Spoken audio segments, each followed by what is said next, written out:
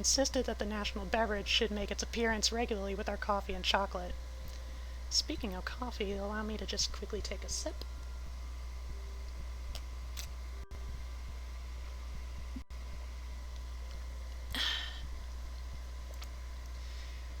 We sat here this night, and with candles lighted, were talking over the adventure of the evening.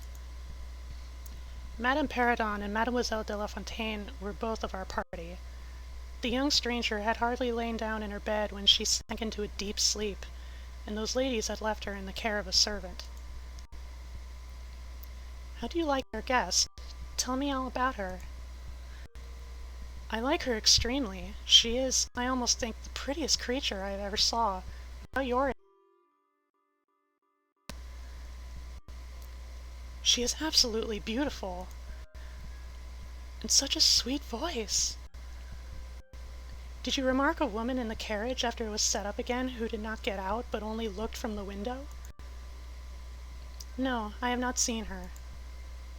"She was a hideous woman, with a sort of colored turban on her head, who kept gazing from the carriage window, all the while nodding and grinning derisively towards us, with gleaming eyes and large white eyeballs, and her teeth set as if in fury.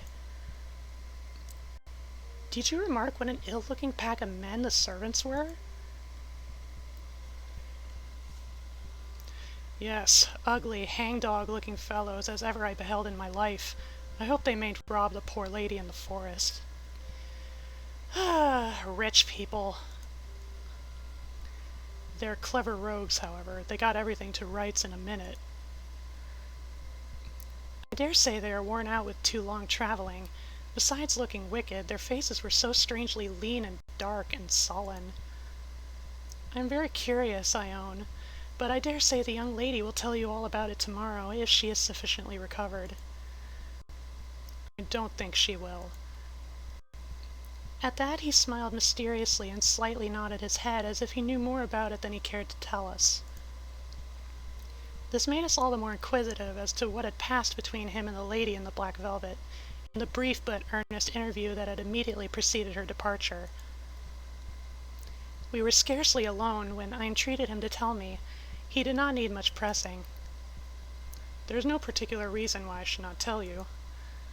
She expressed a reluctance to trouble us with the care of her daughter, saying she was in delicate health and nervous, but not subject to any kind of seizure. She volunteered that nor to any illusion, being, in fact, perfectly sane." "How very odd to say all that." "It was so unnecessary." "At all events it was said, and as you wish to know all that passed, which was indeed very little, I tell you. She then said, I am making a long journey of vital importance. She emphasized the word rapid and secret. I shall return for my child in 3 months. In the meantime she will be silent as to who we are, whence we came, and whither we are traveling. That is all she said. She spoke very pure French. When she said the word secret, she paused for a few seconds, looking sternly, her eyes fixed on mine.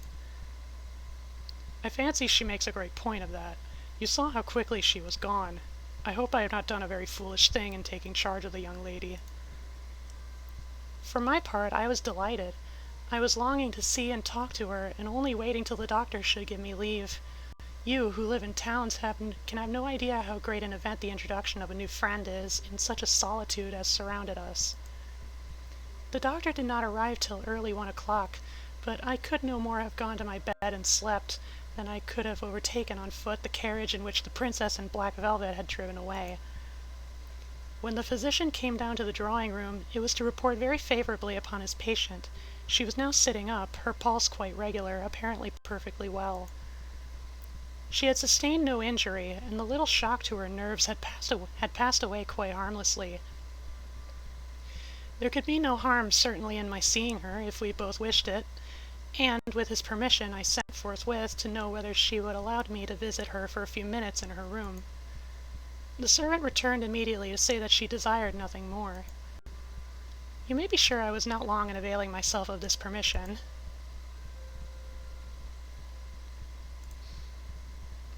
Oof, the gossip behind people, I know! Such a time where everyone is just downright canaries. Our visitor lay in one of the handsomest rooms in the Schloss. It was perhaps a little stately. There was a somber piece of tapestry opposite the foot of the bed, representing Cleopatra with the snakes at her bosom. Other solemn classic scenes were displayed, a little faded, upon the other walls. But there was gold carving and rich and varied color enough in the other decorations of the room to more than redeem the gloom of the old tapestry. There were candles at the bedside. She was sitting up, her slender, pretty figure enveloped in the soft silk dressing gown, which her mother had thrown over her feet as she lay upon the ground. What was it that, as I reached the bedside and had just begun my little greeting, struck me dumb in a moment and made me recoil a step or two from before her? I will tell you. I saw the very face which had visited me in my childhood that night, which remained so fixed in my memory, and on which I had for so many years so often ruminated with horror, when no one suspected of what I was thinking. It was pretty, even beautiful, and when I first beheld it, wore the same melancholy expression. But this almost instantly lighted into a strange fixed smile of recognition. There was a silence of fully a minute, and then at length she spoke. I could not. How wonderful! 12 years ago I saw your face in a dream, and it has haunted... Hiccup. 12 years ago, in vision or reality, I certainly saw you. I could not forget your face. It has remained before my eyes ever since. Wonderful indeed! With an effort I overcame the terror that had for a time suspended my utterances. Her smile had softened. Whatever I had fancied strange in it was gone, and it and her dimpling cheeks were now delightfully pretty and intelligent. I felt reassured and continued, more in the vein which hospitality indicated, to bid her welcome and to tell her how much pleasure her accidental arrival had given us all, and especially what a happiness it was to me. I took her hand as I spoke. I was a little shy, as lonely people are, but the situation made me eloquent and even bold. She pressed my hand, she laid hers upon it, and her eyes glowed, as looking hastily into mine, she smiled again and blushed. She answered my welcome very prettily. I sat down beside her, still in awe. I must tell you my vision about you. It is so very strange that you and I should have had, each of the others, so vivid a dream, that each should have seen, I you and you me, looking as we do now, when of course we both were mere children. I was a child, about 6 years old, when I awoke from a confused and troubled dream, and found myself in a room unlike my nursery, wainscoted clumsily in some dark wood, and with cupboards and bedsteads and chairs and benches placed about it. The beds were, I thought, all empty, and the room itself without anyone but myself in it. After looking about me for some time, and admiring especially an iron candlestick with 2 branches, which I should certainly know again, I crept under one of the beds to reach the window. But as I got from under the bed, I heard someone crying, and looking up, while I was still upon my knees, I saw you, most assuredly you, as I see you now. A beautiful young lady with golden hair and large blue eyes and lips. Your lips, you as you are here. Your looks won me. I climbed on the bed and put my arms around you, and I think we both fell asleep. I was aroused by a scream. You were sitting up, screaming. I was frightened and slipped down upon the ground, and it seemed to me lost consciousness for a moment, as when I came to myself I was again in my nursery at home. Your face I have never forgotten since. I could not be misled by mere resemblance. You were the lady whom I saw then. It was now my turn to relate my corresponding vision, which I did to the undisguised wonder of my new acquaintance. I don't know which should be most afraid of the other. If you were less pretty, I think I should be very much afraid of you, but being as you are, and you and I both so young, I feel only that I have made your acquaintance 12 years ago, and have already a right to your intimacy. At all events, it does seem as if we were destined from our earliest childhood to be friends. I wonder whether you feel as strangely drawn towards me as I do to you. I have never had a friend. Shall I find one now? This is getting pretty gay. Now, the truth is, I felt rather unaccountably towards the beautiful stranger. I did feel, as she said, drawn towards her, but there was also something of repulsion. In this ambiguous feeling, however, the sense of attraction immensely prevailed. She interested and won me. She was so beautiful and so indescribably engaging. I perceived now something of languor and exhaustion stealing over her, and hastened to bid her good night. The doctor thinks that you ought to have a maid to sit up with you tonight. One of ours is waiting, and you will find her a very useful and quiet creature. How kind of you, but I could not sleep. I never could with an attendant in the room. I shan't require any assistance, and shall I confess my weakness? I am haunted with a terror of robbers. Our house was robbed once, and 2 servants murdered, so I always lock my door. It has become a habit, and you look so kind I know you will forgive me. I see there is a key in the lock. She held me close in her pretty arms for a moment and whispered in my ear, "Good night, darling. It is very hard to part with you, but good night. Tomorrow, but not early, I shall see you again." She sank back on the pillow with a sigh, and her fine eyes followed me with a fond and melancholy gaze, and she murmured again, "Good night, dear friend." Young people like and even love on impulse. I was flattered by the evident, though as yet undeserved, fondness she showed me. I liked the confidence with which she at once received me. She was determined that we should be very near friends. Next day came, and we met again. I was delighted with my companion, that is to say, in many respects. Her looks lost nothing in daylight. She was certainly the most beautiful creature I had ever seen, and the unpleasant remembrance of the face presented in my early dream had lost the effect of the first unexpected recognition. She confessed that she had experienced a similar shock on seeing me, and precisely the same faint antipathy that had mingled with my admiration of her. We now laughed together over our momentary horrors. Chapter 2. Drifting.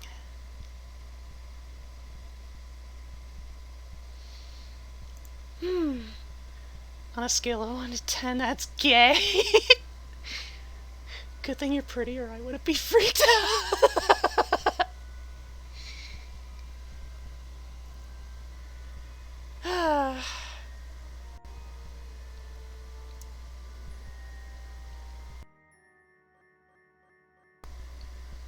I told you that I was charmed with her in most particulars, yet there were some that did not please me so well.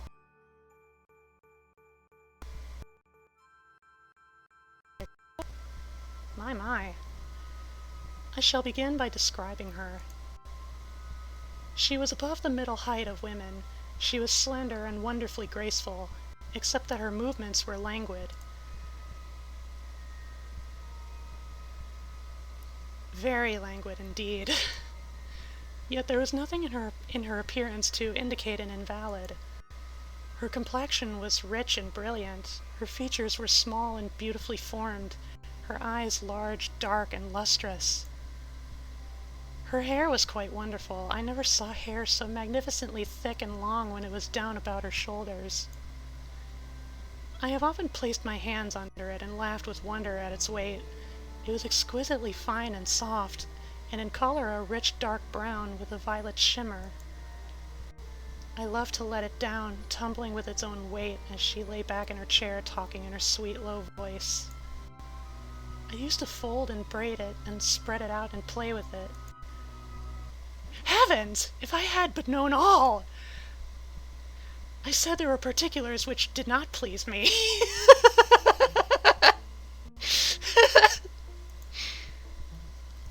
I have told you that her confidence won me the first night I saw her. Yet I found that she exercised with respect to herself, her mother, her history, everything in fact connected with her life, plans, and people, an ever-wakeful reserve. I dare say I was unreasonable. Perhaps I was wrong. I dare say I ought to have respected the solemn injunction laid upon my father by the stately lady in black velvet.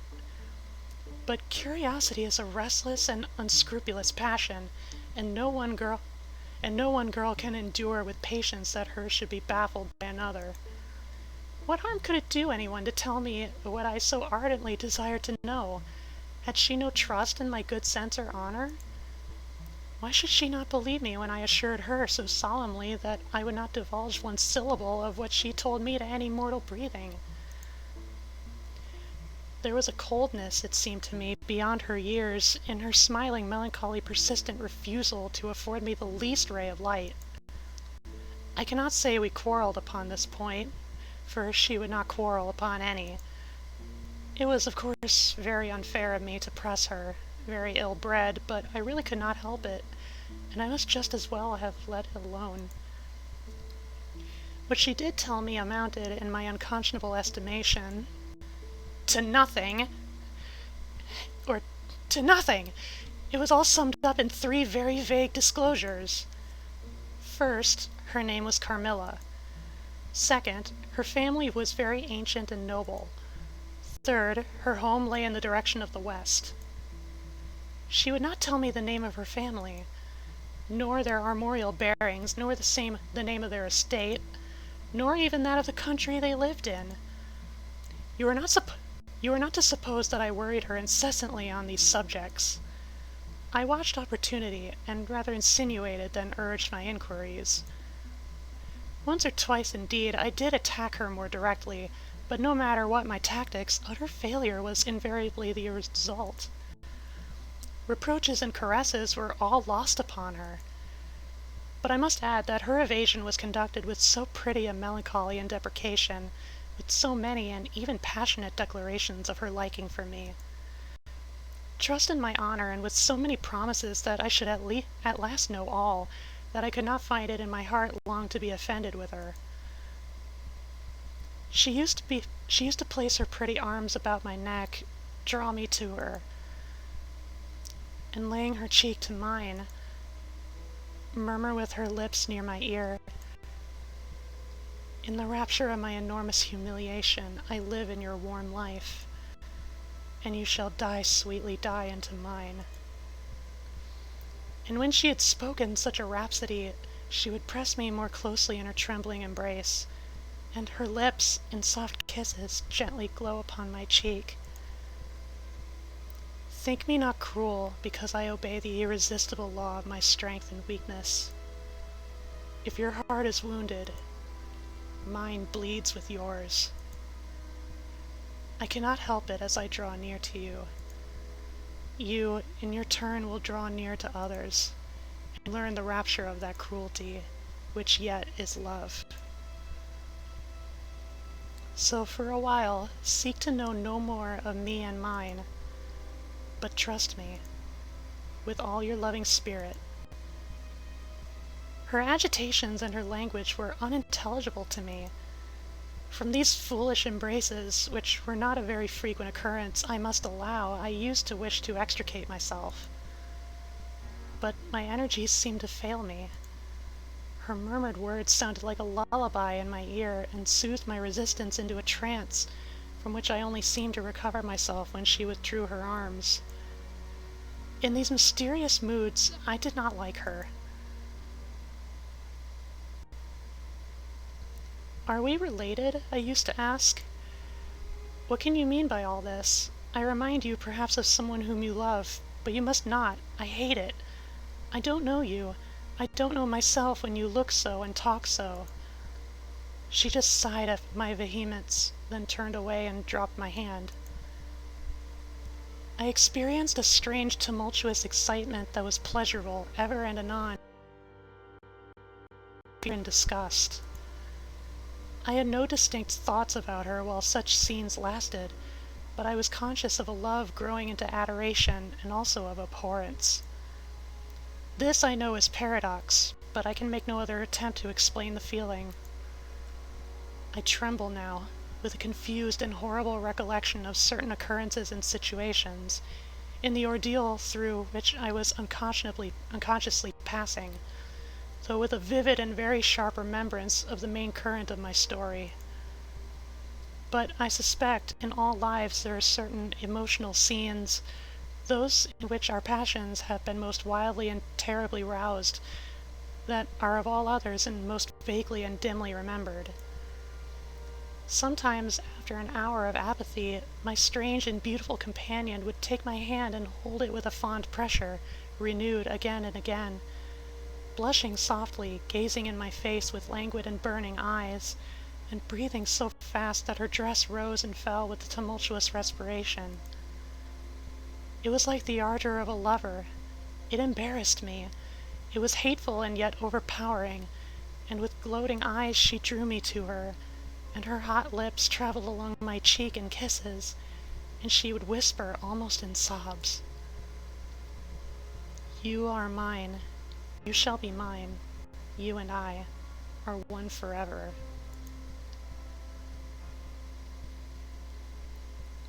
Then she had thrown herself back in her chair, with her small hands over her eyes, leaving me trembling.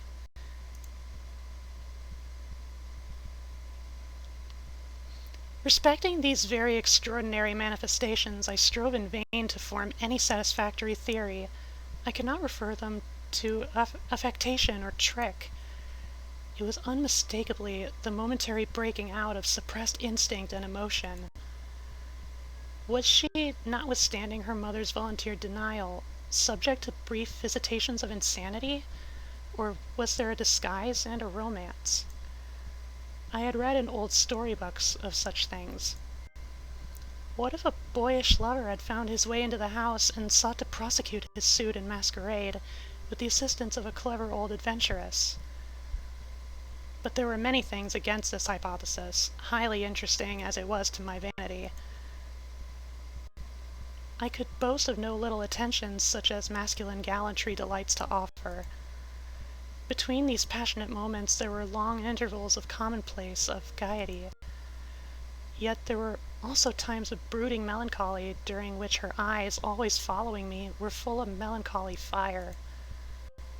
Except in these brief periods of mysterious excitement, her ways were girlish, and there was always a languor about her, quite incompatible with a masculine system in a state of health. In some respects her habits were odd, perhaps not so singular in the opinion of a town person like you, as they appeared to us rustic people. She used to come down very late, generally not till 1 o'clock. She would then take a cup of chocolate, but eat nothing. We then went out for a walk, which was a mere saunter, and she seemed almost immediately exhausted, and either returned to the schloss or sat on one of the benches that were placed here and there among the trees. This was a bodily languor in which her mind did not sympathize. She was always an animated talker, and very intelligent. She sometimes alluded to a moment to her own home, or mentioned an adventure or situation, or an early recollection, which indicated a people of strange manners, and described customs of which we knew nothing. I gathered from these chance hints that her native country was much more remote than I had first fancied.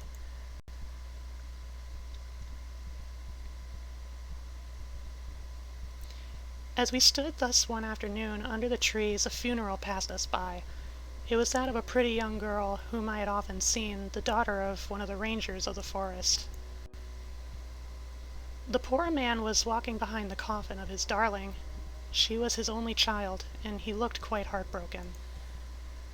Peasants walking two and two came behind. They were singing a funeral hymn. I rose to mark my respect as they passed, and joined in the hymn they were very sweetly singing. My companion shook me a little roughly, and I turned surprised. "Don't you perceive how discordant that is?" "No, I think it very sweet, on the contrary." "You pierce my ears! Besides, how can you tell that your religion and mine are the same? Your forms wound me, and I hate funerals." "What a fuss! Why, you must die. Everyone must die, and all are happier when they do. Come home." My father has gone on with the clergyman to the churchyard. I thought you knew she was to be buried today. She? I don't trouble my head about peasants. I don't know who she is. She is the poor girl who fancied she saw a ghost of a fortnight ago, and has been dying ever since till yesterday when she expired.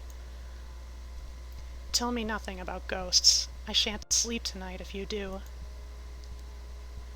I hope there is no plague or fever coming. All this looks very like it. The swineherd's young wife died only a week ago, and she thought something seized her by the throat as she lay in her bed and nearly strangled her. Papa says such horrible fancies do accompany some forms of fever. She was quite well the day before. She sank afterwards and died before a week. Well, her funeral is over, I hope, and her hymns sung, and our ears shan't be tortured with that discord and jargon. It has made me nervous. Sit down here beside me. Sit close. Hold my hand. Press it hard, hard, harder. We had moved a little back and had come to another seat. She sat down. Her face underwent a change that alarmed and even terrified me for a moment.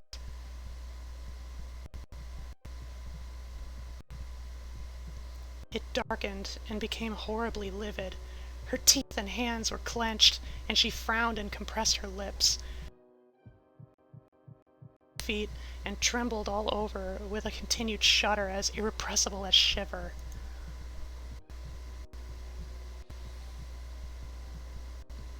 All her energy seemed strained to suppress a fit with which she was then breathlessly tugging, and at length a low convulsive cry of suffering broke from her, and gradually the hysteria subsided.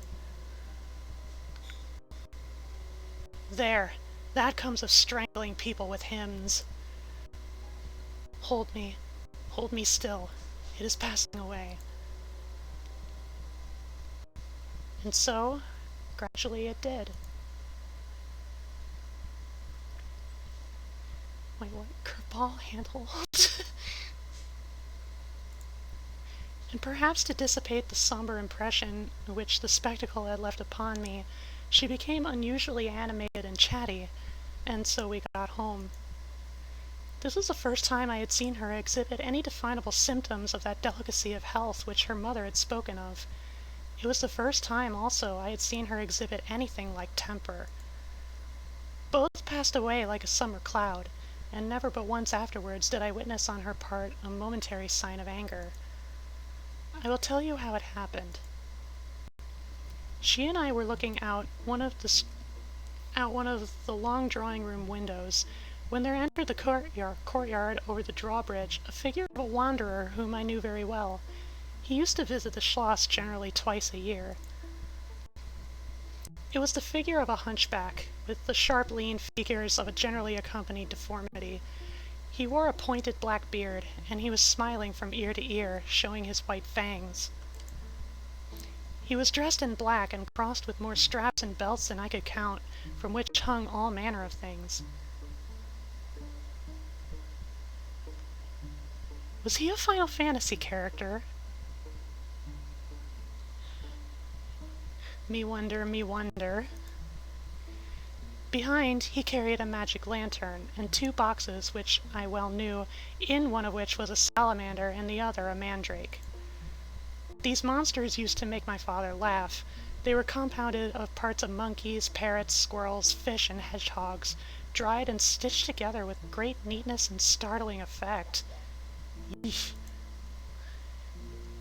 He had a fiddle, a box of conjuring apparatus, a pair of foils and masks attached to his belt, several other mysterious cases dangling about him, and a black staff with copper ferrules in his hand. His companion was a rough spare dog that followed at his heels, but stopped short suspiciously at the drawbridge, and in a little while began to howl dismally. In the meantime, the mountebank, standing in the midst of the courtyard, raised his grotesque hat and made us a very ceremonious bow, paying his compliments very volubly in execrable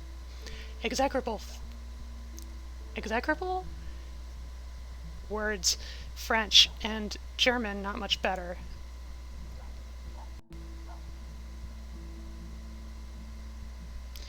Then, disengaging his fiddle, he began to scrape a lively air to which he sang with a merry discord, dancing with ludicrous airs and activity that made me laugh in spite of the dog's howling. Then he advanced to the window with many smiles and salutations, and his hat in his left hand, his fiddle under his arm, and with a fluency that never took breath. He gabbled a long advertisement of all his accomplishments, and the resources of the various arts which he placed at our service, and the curiosities and entertainments which it was in his power, at our bidding, to display. "Will your ladyships be pleased to buy an amulet against the vampire which is going like the wolf, I hear, through these woods? They are dying of it right and left, and here is a charm that never fails. Only pin to the pillow, and you may laugh in his face." These charms consisted of oblong slips of vellum and cabalistic ciphers and diagrams upon them. Carmilla instantly purchased one, and so did I. He was looking up, and we were smiling down upon him, amused. At least I can answer for myself. His piercing eye, as he looked up in our faces, seemed to detect something that fixed for a moment his curiosity. In an instant he unrolled a leather case full of all manner of odd little steel instruments. "See here, my lady, I profess, among other things less useful, the art of dentistry."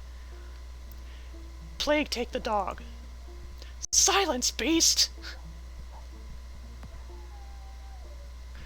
"He howls so that your ladyships can scarcely hear a word. Your noble friend, the young lady at your right, has the sharpest tooth, long, thin, pointed, like an owl, like a needle. Ha ha! With my sharp and long sight, as I look up, I have seen it distinctly. Now if it happens to hurt the young lady, and I think it must, here am I, here are my file, my punch, my nippers. I will make it round and blunt, if her ladyship pleases. No longer the tooth of a fish, but of a beautiful young lady as she is."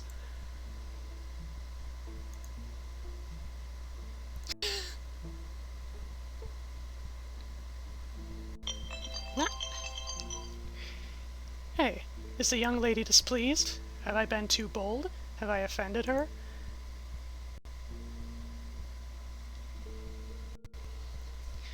The young lady indeed looked very angry as she drew back from the window.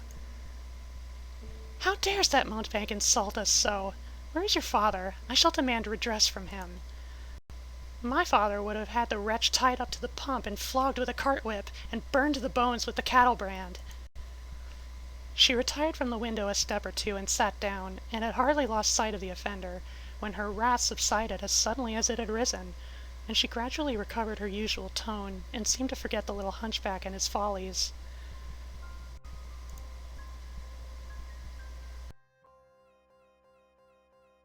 My father was out of spirits that evening. On coming in, he told us that there had been another case very similar to the two fatal ones which had lately occurred. The sister of a young peasant on his estate, only a mile away, was very ill, had been, as she described it, attacked very nearly in the same way, and was now slowly but steadily sinking.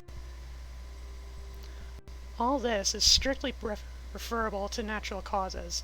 These poor people infect one another with their superstitions, and so repeat in imagination the images of terror that had infested their neighbors.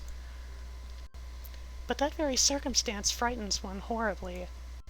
How so? I am so afraid of fancying I see such things. I think it would be as bad as reality. We are in God's hands. Nothing can happen without his permission, and all will end well for those who love him. He is our faithful Creator. He has made us all, and will take care of us.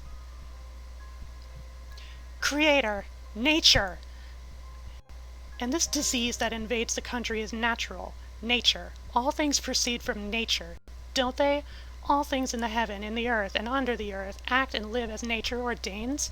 I think so. The doctor said he would come here today. I want to know what he thinks about it, and what he thinks we had better do. Doctors never did me any good. Then have you been ill?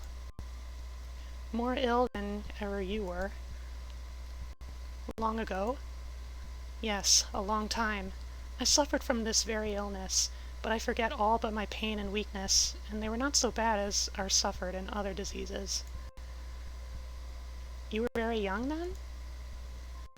I dare say, let us talk no more of it. You would not wound a friend. She looked languidly in my eyes, and passed her arm round my waist lovingly. My father was busy over some papers near the window. Why does your papa like to frighten us so? He doesn't, dear Carmilla. It is the very furthest thing from his mind.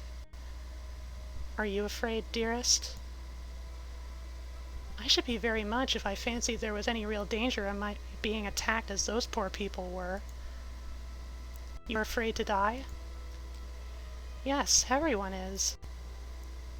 But to die as lovers may, to die together so that they may live together.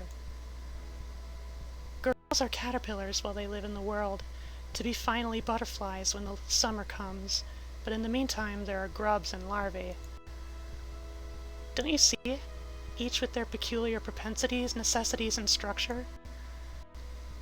So says Monsieur Buffon in his big book in the next room. Later in the evening the doctor came, and was closeted with Papa for some time. He was a skilful man of 60 and upwards. He wore powder and shaved his pale face as smooth as a pumpkin. He and Papa emerged from the room together, and I heard Papa laugh. Well, I do wonder at a wise man like you. What do you say to hippogriffs and dragons? Nevertheless, life and death are mysterious states, and we know little of the resources of either. And so they walked on, and I heard no more. I did not then know what the doctor had been broaching, but I think I guess it now. This evening there arrived from Gratz the grave, dark-faced son of the picture cleaner, with a horse and cart laden with 2 large packing cases having many pictures in each.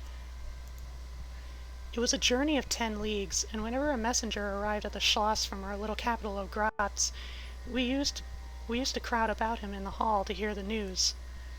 This arrival created in our secluded quarters quite a sensation. The cases remained in the hall, and the messenger was taken charge of by the servants till he had eaten his supper. Then, with assistants, and armed with hammer, ripping chisel, and turnscrew, he met us in the hall, where we had assembled to witness the unpacking of the cases. Carmilla sat looking listlessly on, while one after the other the old pictures, nearly all portraits, which had undergone the process of renovation, were brought to light. My mother was of an old Hungarian family, and most of these pictures, which were about to be restored to their places, had come to us through her. My father had a list in his hand, from which he read as the artist rummaged out the corresponding numbers. I don't know that the pictures were very good, but they were undoubtedly very old, and some of them very curious also. They had for the most part the merit of being now seen by me, I may say for the first time, for the smoke and dust of time had all but obliterated them. There is a picture that I have not seen yet. In one corner at the top of it is the name, as well as I could read, Marcia Karnstein, and the date 1698, and I am curious to see how it has turned out. I remembered it. It was about 2 feet high and nearly square, without a frame, but it was so blackened by age that I could not make it out. The artist now produced it with evident pride. It was quite beautiful. It was startling. It seemed to live. It was the effigy of Carmilla. Carmilla, dear, here is an absolute miracle. Here you are, living, smiling, ready to speak, in this picture. Isn't it beautiful, Papa? And see, even the little mole on her throat. Certainly it is a wonderful likeness. Yet he looked away, and to my surprise seemed but little struck by it, and went on talking to the picture cleaner. The latter was also something of an artist, and discoursed with intelligence about the portraits or other works, which his art had just brought into light and color. Meanwhile, I was more and more lost in wonder the more I looked at the picture. Will you let me hang this picture in my room, Papa? Certainly, dear. I'm very glad you think it so like. It must be prettier even than I thought it, if it is.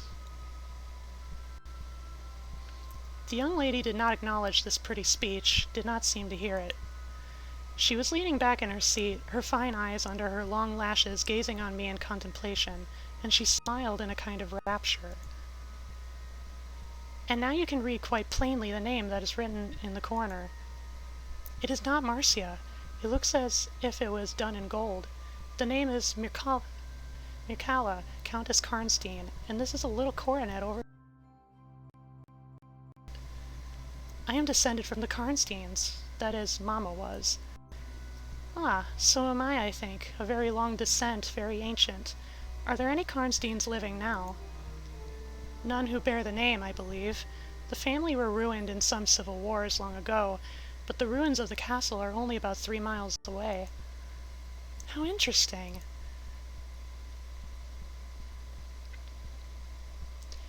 But see, what beautiful moonlight. She glanced through the hall door, which stood a little open. Suppose you take a little ramble around the court and look down at the road and river. It is so like the night you came to us. She rose, and each with her arm about the other's waist, we walked out upon the pavement. In silence, slowly we walked down to the drawbridge, where the beautiful landscape opened before us.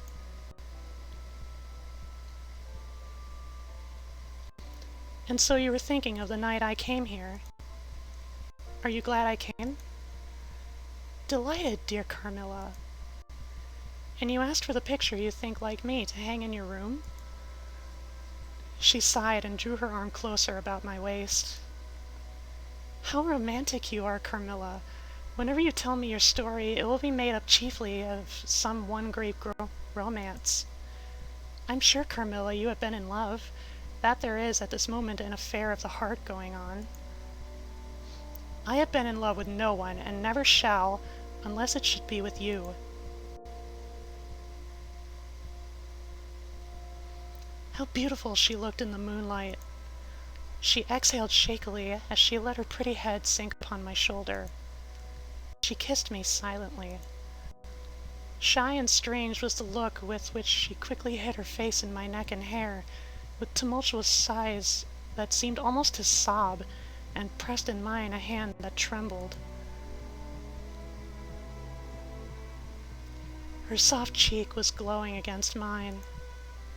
Darling, darling, I live in you, and you would die for me. I love you so. I started from her. She was gazing on me with eyes from which all fire, all meaning had flown, and a face colorless and apathetic. Is there a chill in the air, dear? I almost shiver. Have I been dreaming? Let us come in. Come in. You look ill, Carmilla, a little faint. You certainly must take some wine. Yes, I will. I'm better now. I shall be quite well in a few minutes. Yes, do give me a little wine. Let us look again for a moment. It is the last time, perhaps, I shall see the moonlight with you. How do you feel now, dear Carmilla? Are you really better? I was beginning to take alarm, lest she should have been stricken with the strange epidemic that they said had invaded the country about us. Papa would be grieved beyond measure if he thought you were ever so little ill, without immediately letting us know. We have a very skillful doctor near us, the physician who was with Papa today. I'm sure he is. I know how kind you all are, but, dear child, I am quite well again. There is nothing ever wrong with me but a little weakness. People say I am languid. I am incapable of exertion. I can scarcely walk as far as a child of 3 years old. And every now and then the little strength I have falters, and I become as you have just seen me. But after all, I am very easily set up again. In a moment I am perfectly myself. See how I have recovered. So indeed she had. She and I talked a great deal, and very animated she was, and the remainder of that evening passed without any recurrence of what I called her infatuations. I mean her crazy talk and looks, which embarrassed and even frightened me. But there occurred that night an event which gave my thoughts quite a new turn, and seemed to startle even Carmilla's languid nature into a momentary energy. Chapter 3, Descending.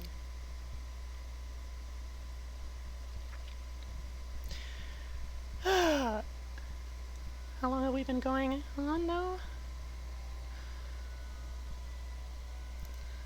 Bit over an hour and a half. Feels longer than that. I'm kind of tempted to leave off here. This has already been super gay. I am fed. I am nourished.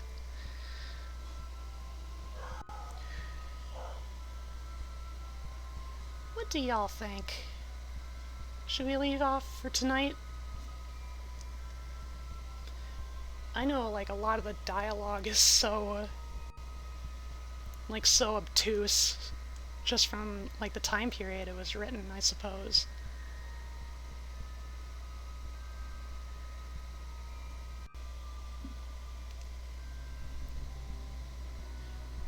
I could still keep reading, but I know, I'd probably have to keep taking, more moments to hydrate.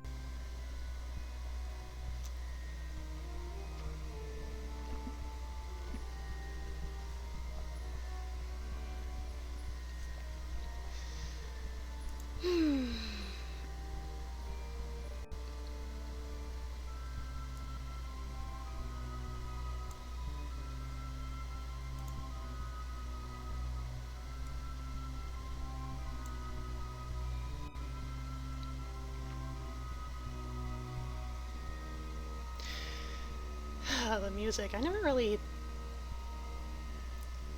had a chance to just sit and absorb the BGM. Definitely sounds the part.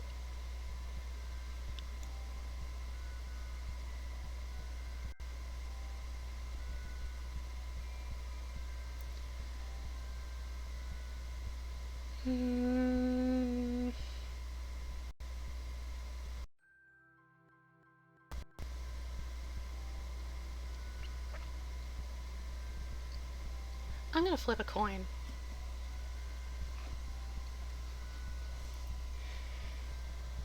If it's tails, I'll keep reading a little more.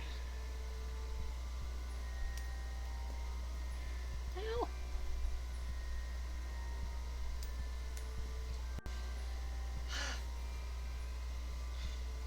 Oh, shit. Where'd the coin go? There it is.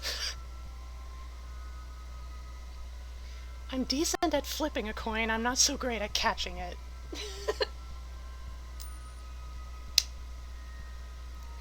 It's tails. I'll endure a little more for the sake of the gays.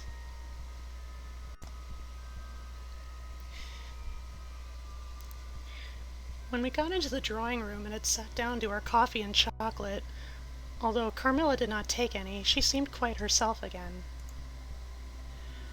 Madame and Mademoiselle de la Fontaine joined us and made a little card party, in the course of which Papa came in for what he called his dish of tea. When the game was over, he sat down beside Carmilla on the sofa. Carmilla, have you perhaps heard anything from your mother since your arrival here? No. Would you happen to know where a letter would reach her at present? I cannot tell, but I have been thinking of leaving you. You have been already too hospitable and too kind to me. I have given you an infinity of trouble, and I should wish to take a carriage tomorrow and post in pursuit of her. I know where I shall ultimately find her, although I dare not yet tell you. But you must not dream of any such thing. We can't afford to lose you so. And I won't consent to your leaving us, except under the care of your mother, who was so good as to consent to your remaining with us till she should herself return. I should be quite happy if I knew that you heard from her, but this evening the accounts of the progress of the mysterious disease that has invaded our neighborhood grow even more alarming. And, my beautiful guest, I do feel the responsibility, unaided by advice from your mother, very much, but I shall do my best. And one thing is certain, that you must not think of leaving us without her distinct direction to that effect. We should suffer too much in parting from you to consent to it easily. Thank you, sir, 1,000 times for your hospitality. You have all been too kind to me. I have seldom been so happy in all my life before as in your beautiful chateau under your care, and in the society of your dear daughter.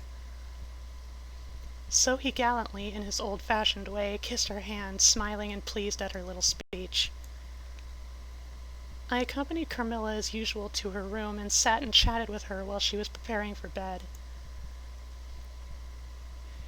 Do you think that you will ever confide fully in me? She turned round smiling, but made no answer, only continued to smile on me. You won't answer that? You can't answer pleasantly. I ought not have asked you. You were quite right to ask me that, or anything. You do not know how dear you are to me, or you cannot think any confidence too great to look for. But I am under vows, know none half so awfully, and I dare not tell my story yet, even to you. The time is very near when you shall know everything. You will think me cruel, very selfish, but love is always selfish. The more ardent, the more selfish. How jealous I am, you cannot know. You must come with me, loving me to death, or else hate me and still come with me, and hating me through death and after. There is no such word as indifference in my apathetic nature. Now, Carmilla, you are going to talk your wild nonsense again.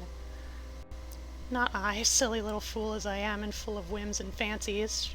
For your sake, I'll talk like a sage. Were you ever at a ball? No. How do you run on? What is it like? Or how you do run on. How charming it must be. I almost forget. It is years ago. You are not so old. Your first ball can hardly be forgotten yet. I remember everything about it, with an effort. I see it all as divers see what is going on above them, through a medium, dense, rippling, but transparent. There occurred that night what has confused the picture and made its colors faint. I was all but assassinated in my bed, wounded here, and never was the same since. Were you near dying? Yes, very. A cruel love, strange love, that would have taken my life. Love will have its sacrifices. No sacrifice without blood. Let us go to sleep now. I feel so lazy. How can I get up just now and lock my door? She was lying with her tiny hands buried in her rich wavy hair, under her cheek, her little head upon the pillow, and her glittering eyes followed me wherever I moved, with a kind of shy smile that I could not decipher. I bid her good night and crept from the room with an uncomfortable sensation. I often wondered whether a pretty guest ever said her prayers. I certainly had never seen her upon her knees. In the morning she never came down until long after our family prayers were over, and at night she never left the drawing-room to attend our brief evening prayers in the hall. If it had not been that it had casually come out in one of our careless talks that she had been baptized, I should have doubted her being a Christian. Religion was a subject on which I had never heard her speak a word. If I had known the world better, this particular neglect or antipathy would not have so much surprised me. The precautions of nervous people are infectious, and persons of a like temperament are pretty sure after a time to imitate them. I had adopted Carmilla's habit of locking her bedroom door, having taken into my head all her whimsical alarms about midnight invaders and prowling assassins. I had also adopted her precaution of making a brief search through her room to satisfy herself that no lurking assassin or robber was ensconced. These wise measures taken, I got into my bed and fell asleep. A light was burning in my room. This was an old habit of very early date, of which nothing could have tempted me to dispense with. Thus fortified, I might take my rest in peace. But dreams come through stone walls, light up dark rooms or darken light ones, and their persons make their exits and their entrances as they please and laugh at locksmiths. I had a dream that night, That was the beginning of a very strange agony.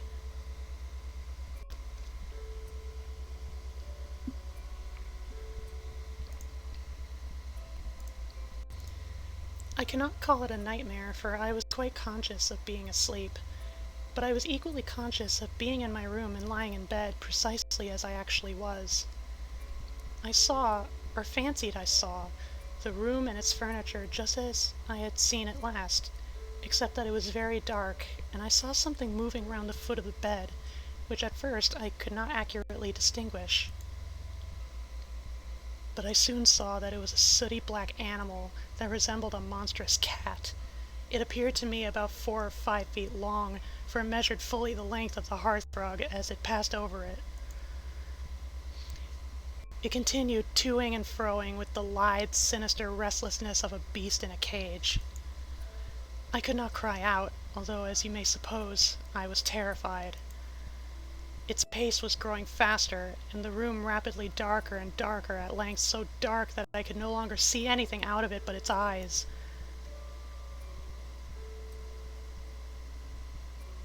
I felt it spring lightly on the bed. The 2 broad eyes approached my face, and suddenly I felt a stinging pain, as if 2 large needles darted an inch or 2 apart deep into my breast. I awoke with a scream.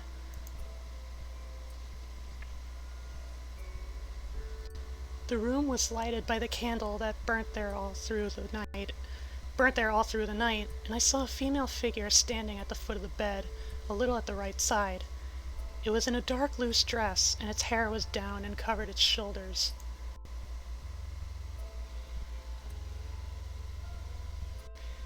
A block of stone could not have been more still. There was not the slightest stir of respiration. As I stared at it, the figure appeared to have changed its place and was now nearer the door. Then, close to it, the door opened and it passed out.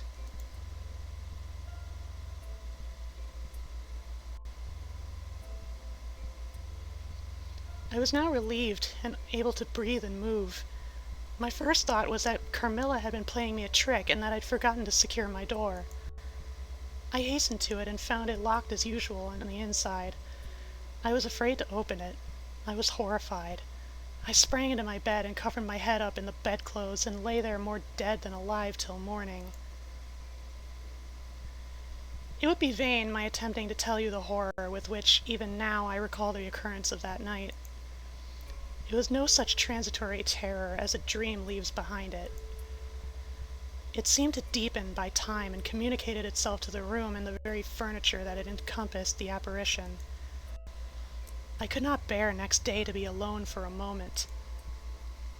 I should have told Papa, but for 2 opposite reasons. At one time I thought he would laugh at my story, and I could not bear its being treated as a jest.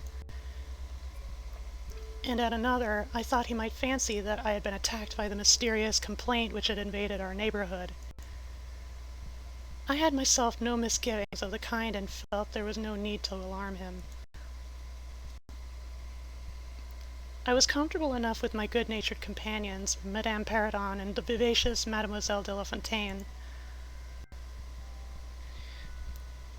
They both perceived that I was out of spirits and nervous, and at length I told them what lay so heavy at my heart. Mademoiselle laughed, but I fancied that Madame Perrodon looked anxious.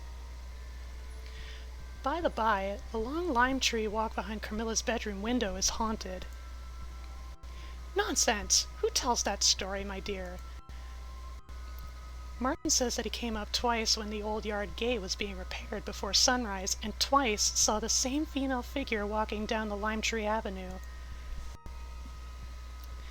So he well might, as long as there are cows to milk in the river fields. I dare say, but Martin chooses to be frightened, and never did I see a fool more frightened. You must not say a word about it to Carmilla, because she can see down that walk from her room window, and she is, if possible, a greater coward than I.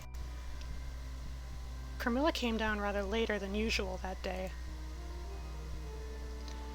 I was so frightened last night, and I am sure I should have been I should have seen something dreadful if it had not been for that charm I bought from the poor little hunchback whom I called such hard names. I had a dream of something black coming round my bed, and I awoke in a perfect horror, and I really thought for some seconds I saw a dark figure near the chimney-piece. But I felt under my pillow for my charm, and the moment my fingers touched it, the figure disappeared. Without it, of that I felt certain, something frightful would have made its appearance. Perhaps it would have throttled me, as it did those poor people we heard of. Well, listen to me. I began and recounted my adventure, at the recital of which she appeared horrified. And you had the charm near you? No, I had dropped it into a china vase in the drawing room, but I shall certainly take it with me.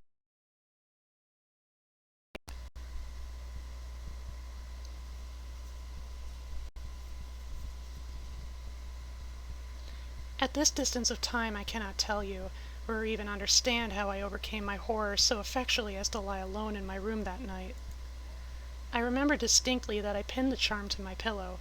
I fell asleep almost immediately and slept even more soundly than usual all night. Next night I passed as well. My sleep was delightfully deep and dreamless.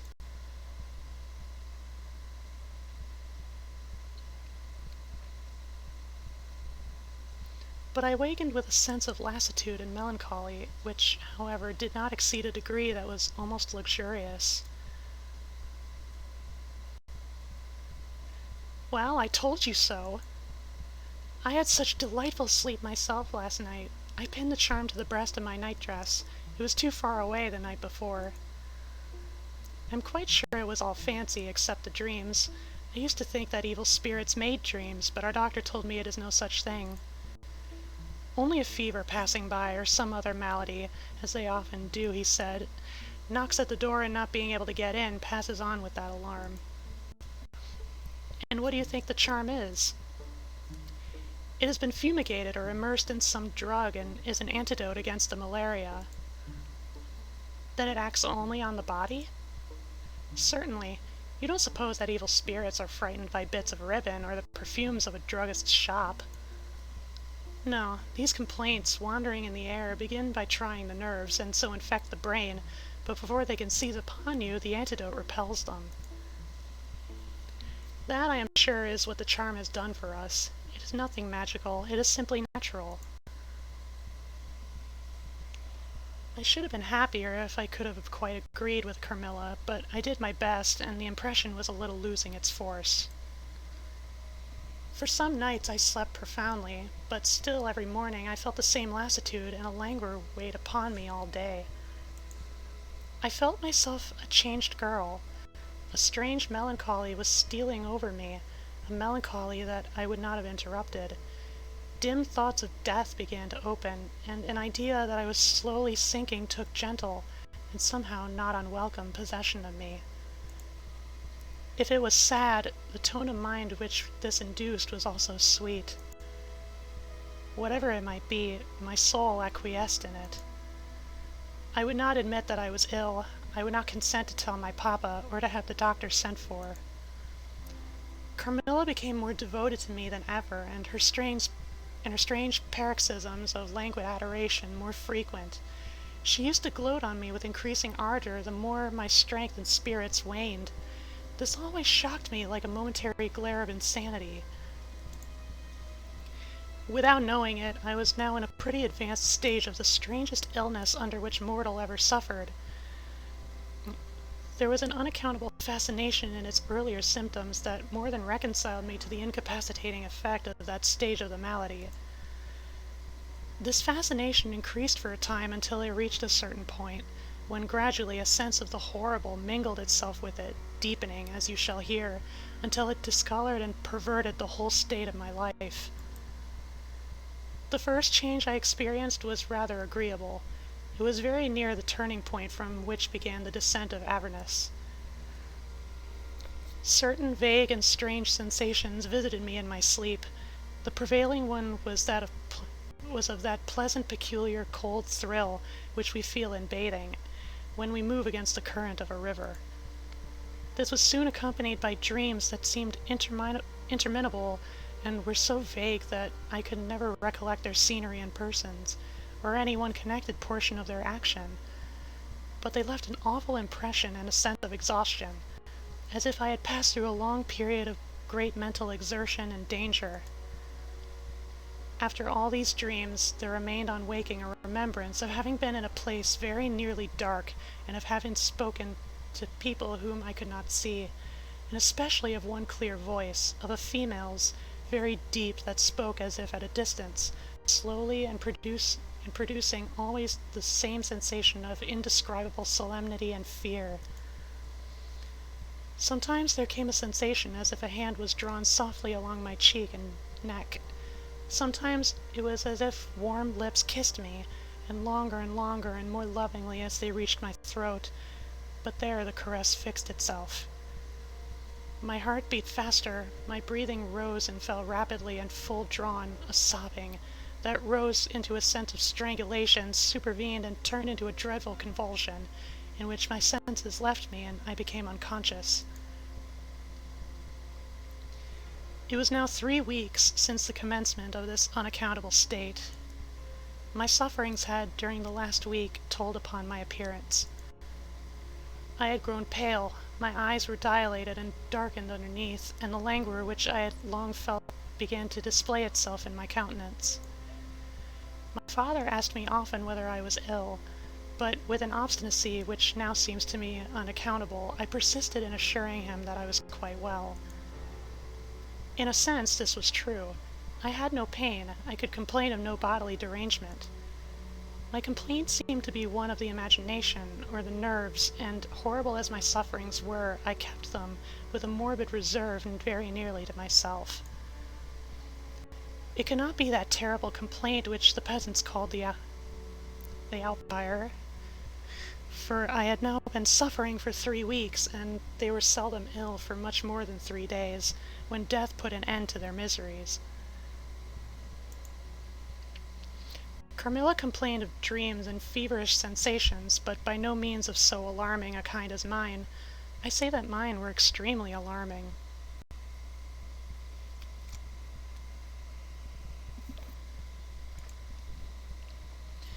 Had I been capable of comprehending my condition, I would have invoked aid and advice on my knees. I guess I did the redeemed hydrate. Thank you, baby.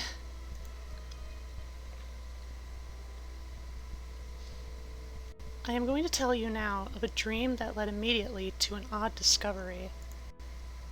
The narcotic of an unsuspected influence was acting upon me, and my perceptions were benumbed.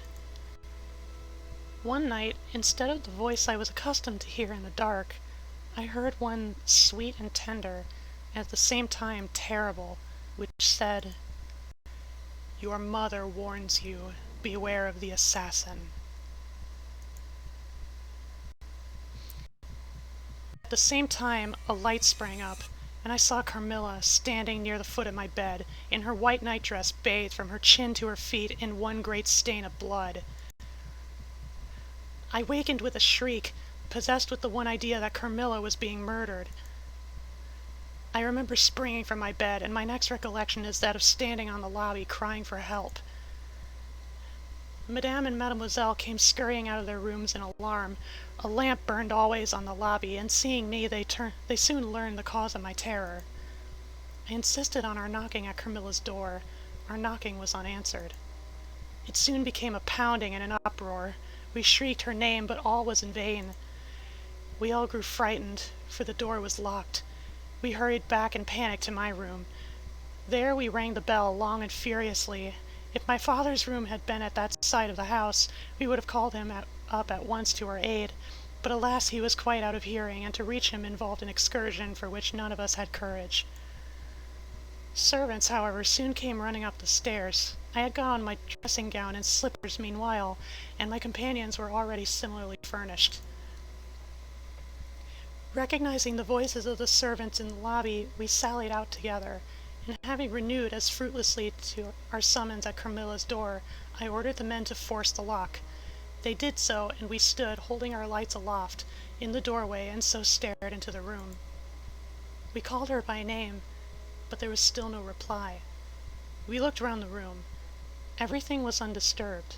It was exactly in the state in which I had left it on bidding her good night. But Carmilla was gone. At sight of the room, perfectly undisturbed except for our violent entrance, we began to cool a little, and soon recovered our senses sufficiently to dismiss the men. It had struck Mademoiselle that possibly Carmilla had been wakened by the uproar at her door, and in her first panic had jumped from her bed and hid herself in a press, or behind a curtain from which she could not, of course, emerge until the majordomo and his myrmidons had withdrawn. We now recommenced our search and began to call her name again. It was all to no purpose. Our perplexity and agitation increased. We examined the windows, but they were secured. I implored Carmilla, if she had concealed herself, to play this cruel trick no longer, to come out and to end our anxieties. It was all useless. I was by this time convinced that she was not in the room, nor in the dressing room, the door of which was still locked on this side. She could not have passed it. I was utterly puzzled. Had Carmilla discovered one of those secret passages which the old housekeepers said were known to exist in the Schloss, although the tradition of their exact situation had been lost?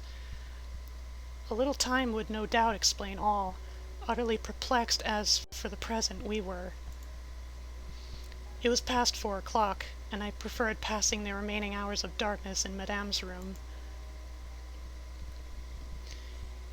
Daylight brought no solution of the difficulty. The whole household, with my father at its head, was in state of agitation next morning. Every part of the chateau was searched. The grounds were explored. No trace of the missing lady could be discovered.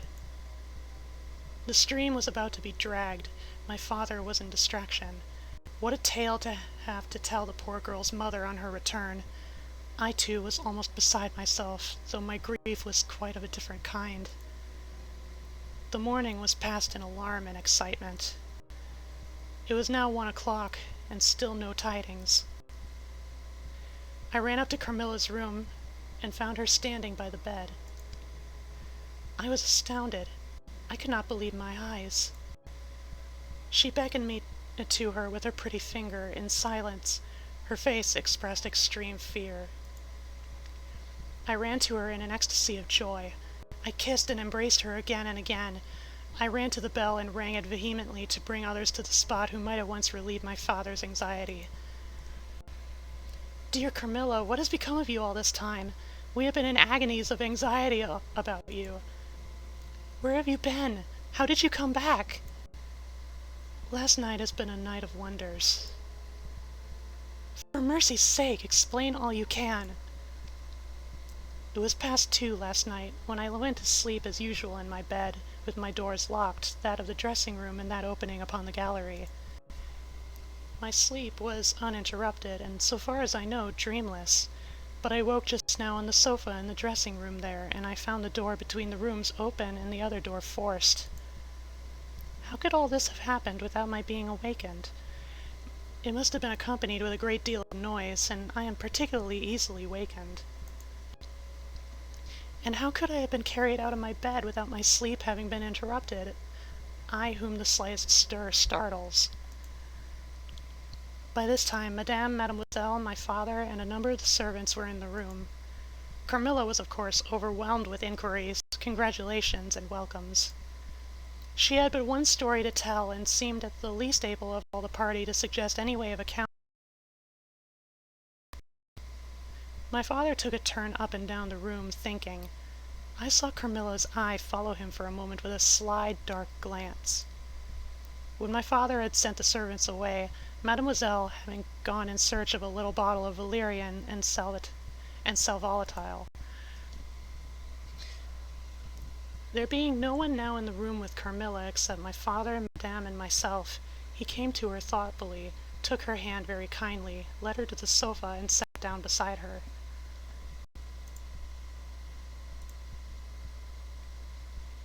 "Will you forgive me, my dear, if I risk a conjecture and ask a question?"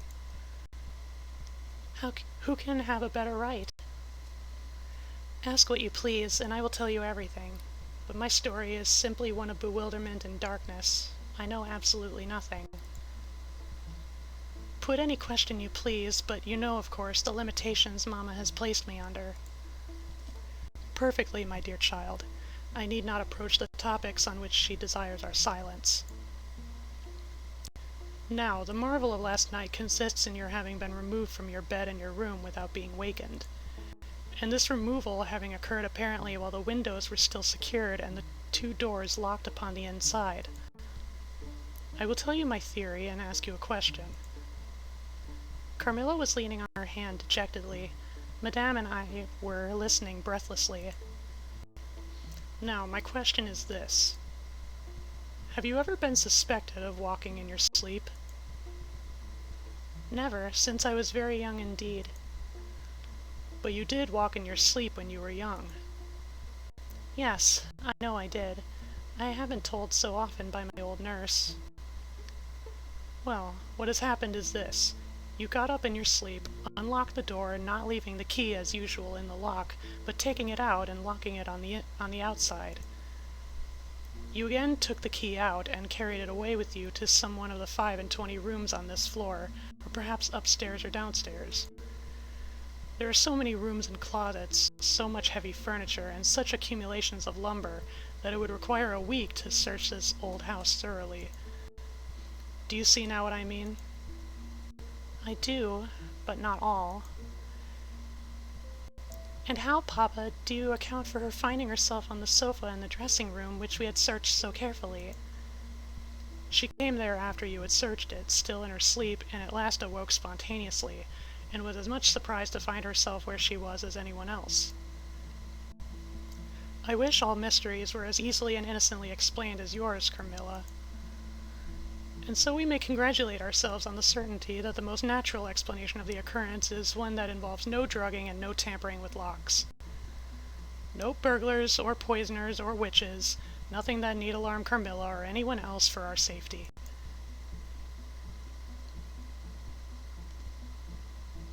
Carmilla was looking charmingly. Nothing could be more beautiful than her tints. Her beauty was, I think, enhanced by that graceful languor that was peculiar to her. I think my father was silently contrasting her looks with mine. I wish my poor Laura was looking more like herself. So our alarms were happily ended, and Carmilla restored to her friends.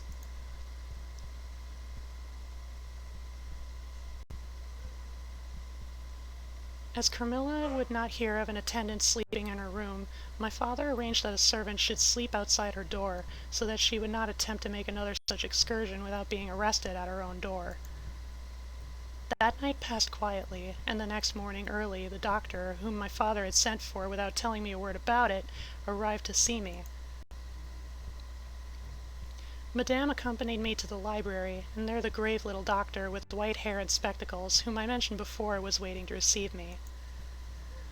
We were standing, he and I, in the recess of one of the windows, facing one another. I told him my story, and as I proceeded, he grew graver and graver. When my statement was over, he leaned with his shoulders against the walls, and with his eyes fixed on me earnestly, with an interest in which was a dash of horror. After a minute's reflection, he asked Madame if he could see my father. He was sent for accordingly, and as he entered, smiling, he said, "I dare say, Doctor, you're going to tell me that I am an old fool for having brought you here. I hope I am." But his smile faded into shadow as the doctor, with a very grave face, beckoned him to him. He and the doctor talked for some time in the same recess where I had just conferred with the physician. It seemed an earnest and argumentative conversation. The room is very large, and I and Madame stood together, burning with curiosity at the farther end. Not a word could we hear, however, for they spoke in a very low tone, and the deep recess of the window quite concealed the doctor from view. My father was also barely displaying a foot, arm, and shoulder, and the voices were all the less audible for the sort of closet which the thick wall and window formed. After a time, my father's face looked into the room. It was pale, thoughtful, and, I fancied, agitated. "Laura, dear, come here for a moment. Madame, we shan't trouble you, the doctor says, at present." Accordingly I approached, for the first time a little alarmed, for although I felt very weak, I did not feel ill, and strength, one always fancies, is a thing that may be picked up when we please.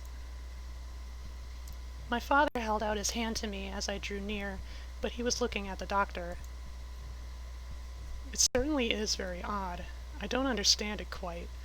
Laura, come here, dear. Now attend to Dr. Spielsberg and recollect yourself. You mentioned a sensation like that of 2 needles piercing the skin somewhere about your neck on the night when you experienced your first horrible dream. Is there still any soreness?" "None at all." "Can you indicate with your finger about the point at which you think this occurred?" "Very little below my throat, here." I wore a morning dress which covered the place I pointed to. "Now you can satisfy yourself. You won't mind your papa's lowering your dress a very little. It is necessary to detect a symptom of the complaint under which you had been suffering." I acquiesced. It was only an inch or 2 below the edge of my collar. "God bless me, so it is." "You see it now with your own eyes." "What is it?" "Nothing, my dear young lady, but a small blue spot about the size of the tip of your little finger. And now the question is, what is best to be done?" "Is there any danger?" "I trust not, my dear. I don't see why you should not recover. I don't see why you should not begin immediately to get better." "That is the point at which the sense of strangulation begins?" "Yes." "And recollect as well as you can, the same point was a kind of center of that thrill which you described just now, like the current of a cold stream running against you?" "It may have been. I think it was." "Ah, you see. Shall I say a word to Madame?" "Certainly." "I find my young friend here far from well. It won't be of any great consequence, I hope, but it will be necessary that some steps be taken, which I will explain by and by. In the meantime, Madame, you will be so good as not to let Miss Laura be alone for one moment. That is the only direction I need give for the present. It is indispensable." "We may rely upon your kindness, Madame, I know." "Of course." "And you, dear Laura, I know you will observe the doctor's direction. I shall have to ask your opinion upon another patient, whose symptoms slightly resemble those of my daughter that have just been detailed to you, very much milder in degree, but I believe quite of the same sort. She is a young lady, our guest, but as you say, you will be passing this way again this evening. You can't do better than take your supper here, and you can then see her. She does not come down till the afternoon."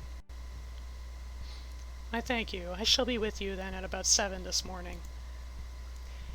And then they repeated their directions to me and to Madame, and with this parting charge my father left us and walked out with the doctor. I saw them pacing together up and down between the road and the moat, and the grassy platform in front of the castle, evidently absorbed in earnest conversation. The doctor did not return. I saw him mount his horse there, take his leave, and ride away eastward through the forest. Nearly at the same time, I saw the man arrive from Dranfield with the letters and dismount and hand the bag to my father. In the meantime, Madame and I were both busy, lost in conjecture as to the reasons of the singular and earnest direction which the doctor and my father had concurred in imposing. Madame, as she afterwards told me, was afraid the doctor apprehended a sudden seizure, and that without prompt assistance I might either lose my life in a fit or at least be seriously hurt. The interpretation did not strike me, and I fancied, perhaps luckily for my nerves, that the arrangement was prescribed simply to secure a companion who would prevent my taking too much exercise or eating unripe fruit or doing any of the 50 foolish things to which young people are supposed to be prone. About half an hour after, my father came in. He had a letter in his hand and said, "This letter had been delayed. It is from General Spielsdorf. He might have been here yesterday, he may not come until tomorrow, or he may be here today." He put the open letter into my hand, but he did not look pleased, as he used when a guest, especially one so much loved as the General, was coming. On the contrary, he looked as if he wished him at the bottom of the Red Sea. There was plainly something on his mind which he did not choose to divulge. "Papa, darling, will you tell me this?" "Perhaps." "Does the doctor think me very ill?" "No, dear. He thinks if right steps are taken you will be quite well again, at least on the high road to a complete recovery in a day or two." "I wish our good friend the General had chosen any other time. That is, I wish you had been perfectly well to receive him." "But do tell me, Papa, what does he think is the matter with me?" "Nothing. You must not plague me with questions." He answered with more irritation than I ever remember him to have displayed before, and seeing that I looked wounded, I suppose, he kissed me and added, "You shall know all about it in a day or two. That is all that I know. In the meantime you are not to trouble your head about it." He turned and left the room, but came back before I had done wondering and puzzling over the oddity of all this. It was merely to say that he was going to Karnstein and had ordered the carriage to be ready at 12, and that I and Madame would accompany him. He was going to see the priest who lived near those picturesque grounds upon business, and as Carmilla had never seen them, she could follow when she came down with Mademoiselle, who would bring materials for what you call a picnic, which might be laid for us in the ruined castle. At 12 o'clock accordingly I was ready, and not long after, my father, Madame, and I set out upon our projected drive. Passing the drawbridge, we turned to the right and followed the road over the steep Gothic bridge westward to reach the deserted village and ruined castle of Karnstein. No sylvan drive can be fancied prettier. The ground breaks into gentle hills and hollows, all clothed with beautiful wood, totally destitute of the comparative formality which artificial planting and early culture and pruning impart. The irregularities of the ground often led the road out of its course and caused it to wind beautifully around the sides of broken hollows and the steeper sides of the hills among varieties of ground almost inexhaustible. Turning one of these points, we suddenly encountered our old friend, the General, riding towards us, attended by a mounted servant. His portmanteaus were following in a hired wagon, such as we term a cart. The General dismounted as we pulled up, and after the usual greetings, was easily persuaded to accept the vacant seat in the carriage and send his horse on with his servant to the Schloss. Chapter 4. The Story.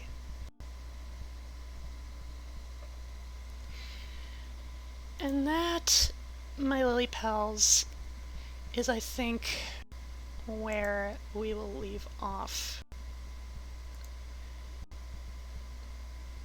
Oh my. Last played this all the way in 2019. Well, that point, so...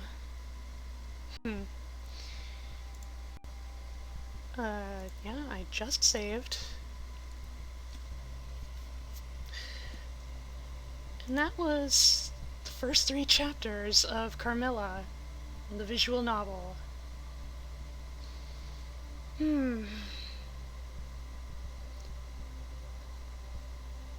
It's something. It's something. I am intrigued. And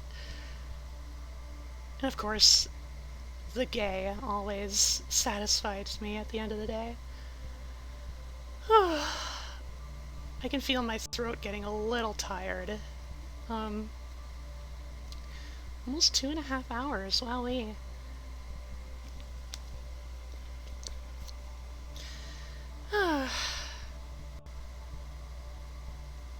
Quite tired am I beginning to feel.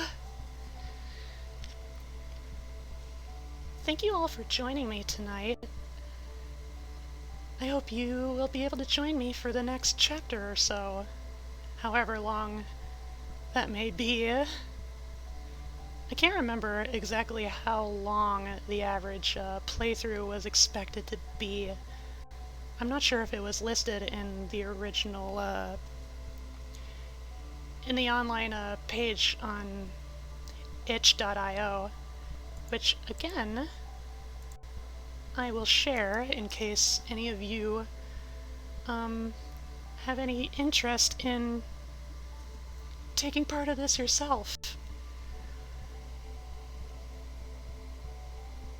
Give it a look. It's free.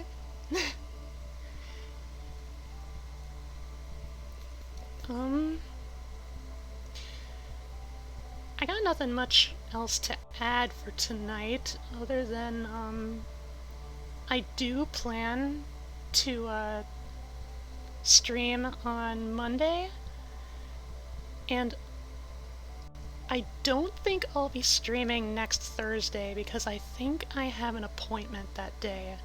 I think. I will find out by the time Tuesday rolls around, and I'll let you all know. If so, I'll probably reschedule to like Saturday or something. But once again, I thank you all for joining me. Why don't we find somebody to raid, My phone is seemingly running out of juice right now. Low power mode at 13% battery. Twitch.com. Rather it's the Twitch app. Let's see. We got Suga. We got Aura. We got Patty. We got Sappho. Moonsy. Arashi. Fimi. Ooh, Ellie.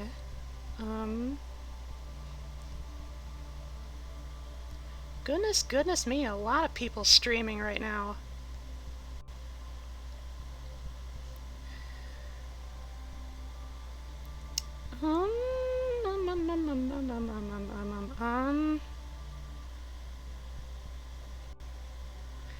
I haven't rated Aura yet, and she is the sweetest white dragon and one of the most talented artists in the community, I think. She's very sweet and very welcoming, and I think she would be a perfect raid target. Just a second, just fiddling with my phone a bit. Alright. Raid. Charm.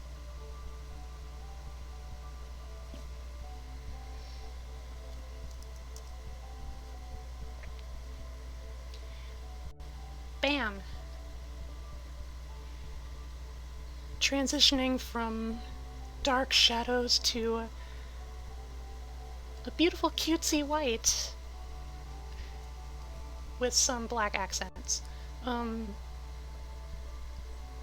Yeah, again, thank you all for joining me for Carmilla. This went much better than it did last time, and I'm super happy for that. I can't wait to get into this next time, whenever that'll be. So, with all that said, Oyasumi! I hope to find you all in the pond very, very soon. I love you all. Now let's go raid a dragon. Oh, wait. Raid message?